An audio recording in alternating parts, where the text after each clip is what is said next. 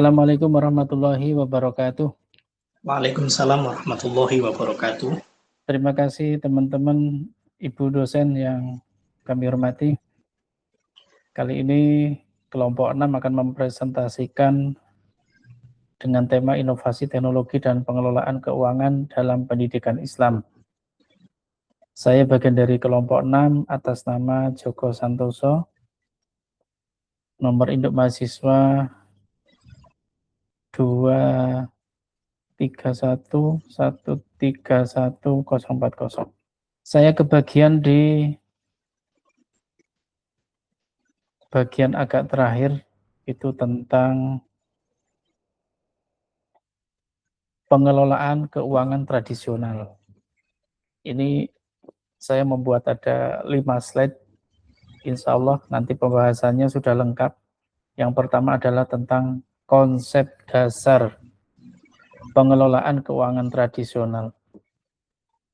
Konsep dasar dari pengelolaan keuangan tradisional ini berlandaskan pada nilai religius. Artinya nilai-nilai yang sudah ditanamkan secara keagamaan seperti amanah, keikhlasan, kemudian juga keberkahan.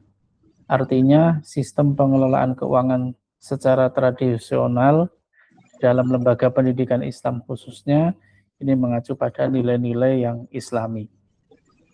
Sistem ini masih sangat sederhana, tidak menggunakan sistem modern pada umumnya sekarang, tetapi sumber utama dari pengelolaan keuangan ini adalah biasanya pada kejujuran atau amanah itu tadi. Para pelakunya ikhlas karena mengharap keberkahan sehingga pengelolaannya dilakukan dengan amanah. Adapun sumber keuangan tradisional ini berasal dari infak, sedekah, dan wakaf. Atau bisa jadi bantuan dari pemerintah. Kemudian ada karakteristik operasional. Pengelolaan keuangan cenderung bersifat informal dan belum terstruktur secara profesional.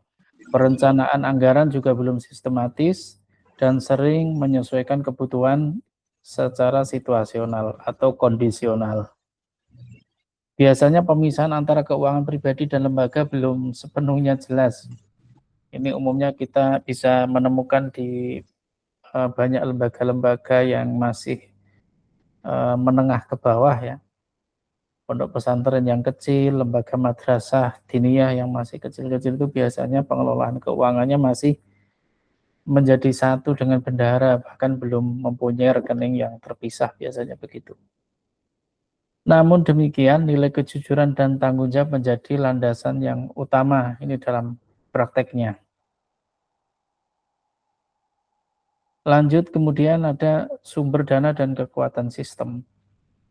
Sumber pendanaan yang berbasis donasi membuat sistem ini fleksibel dan berbasis kepedulian sosial. Ini biasanya melibatkan masyarakat yang mempunyai kepedulian yang tinggi terhadap lembaga.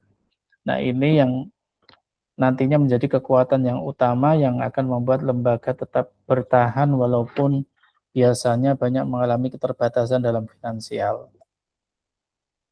Kemudian yang keempat adalah kelemahan dan tantangan.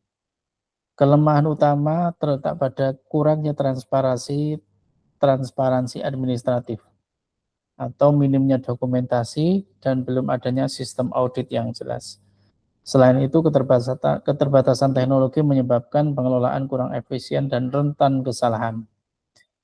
Di era modern sebenarnya tuntutan akuntabilitas yang tinggi ini sudah bukan menjadi tantangan besar lagi sih sebenarnya, tapi sudah menjadi keharusan. Apalagi sekarang itu sudah banyak teknologi yang bisa membantu. Jadi untuk urusan transparansi ini sebenarnya kalau menggunakan teknologi itu sudah tidak seharusnya menjadi halangan. Kemudian yang terakhir ini arah pengembangan. Saya menyimpulkan dari konsep pengelolaan keuangan secara tradisional ini bahwa pengelolaan keuangan secara tradisional ini memiliki nilai yang banyak nilai positifnya. Walaupun perlu dikomunikasikan dengan sistem modern, integrasi teknologi, peningkatan SDM, dan penerapan manajemen profesional yang relevan dengan kondisi saat ini. Namun, inovasi harus tetap menjaga nilai-nilai dasar Islam agar keseimbangan antara tradisi dan modernitas dapat tercapai. Selama modernitas atau penggunaan alat-alat modern, teknologi yang kita gunakan untuk mengelola keuangan itu menunjang agar pengelolaan keuangan ini menjadi transparan, akuntabel, maka menurut saya mau disebut tradisional ataupun modern itu hanyalah sebuah penyebutan. Artinya bagus dan tidaknya pengelolaan lembaga keuangan ini sebenarnya terfokus pada SDM yang menangani. Jadi mau tradisional selama itu kondisinya masih lembaga yang kecil juga tidak masalah, apalagi biasanya para pelakunya masih memegang prinsip-prinsip yang sangat kuat. Mereka masih jujur, amanah, sehingga lembaga itu masih tetap berjalan. Kalau kita lihat juga banyak sistem pengelolaan keuangan yang dikelola dengan modern, namun karena SDM-nya dalam tanda kutip ini korup ya, maka lembaga keuangan itu menjadi tidak baik dan tidak kondusif. Demikian yang bisa saya sampaikan. Kurang lebihnya mohon dimaafkan. Terima kasih.